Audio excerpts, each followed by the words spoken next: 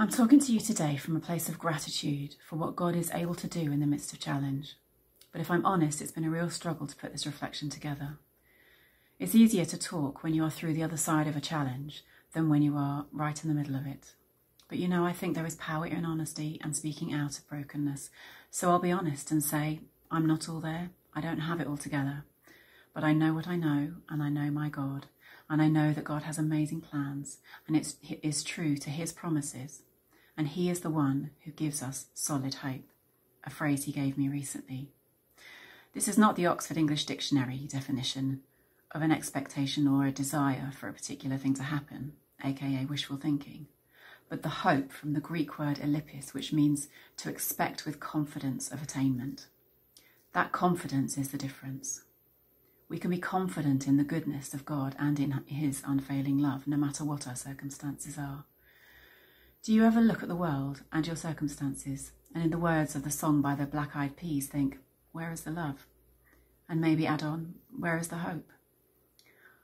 I know that if I know God's love and can feel like that, how hard must it be for people who don't yet know God?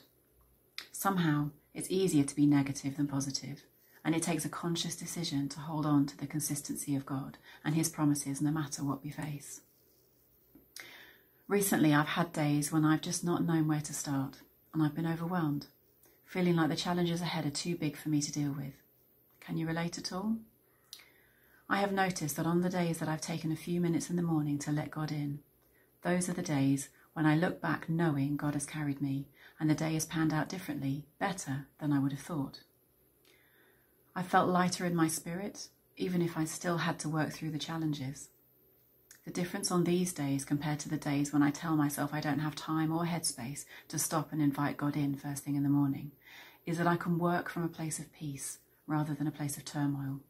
But despite knowing this, if I'm honest, there are still plenty of days when I get up and I feel I need to press into the challenges of the day and end up at least making a start, if not getting quite a way through the day in my own strength. I think it's quite timely that we are starting our book clubs this week on the ruthless elimination of hurry. So far, I've only read the foreword, but in it, John Ortberg calls out something that John Mark Comer says in the book. All my worst moments are when I'm in a hurry.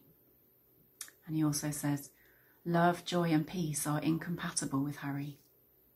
And he ends the foreword by saying, take a deep breath, put your cell phone away, let your heart slow down, and let God take care of the world. Or in other words, everything around us that can steal our peace and our joy.